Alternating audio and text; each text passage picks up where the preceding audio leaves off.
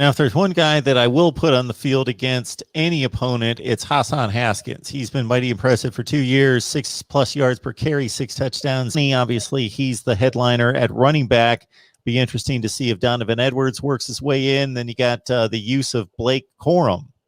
Yeah, it's quite the trio. And, the biggest problem that Michigan had with their running back room in 2020 was not knowing who to give the ball to.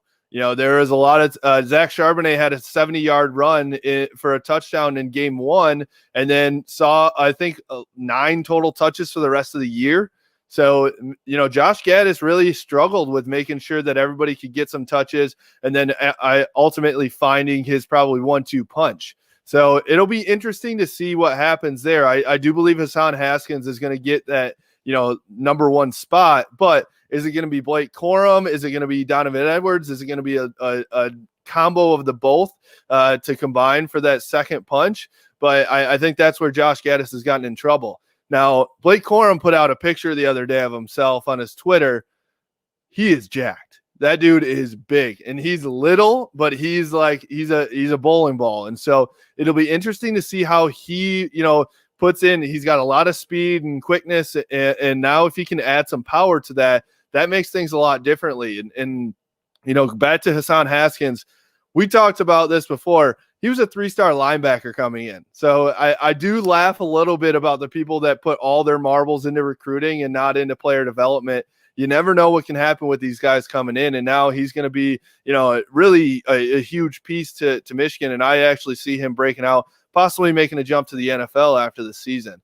And then, what you said for the third guy there, Donovan Edwards.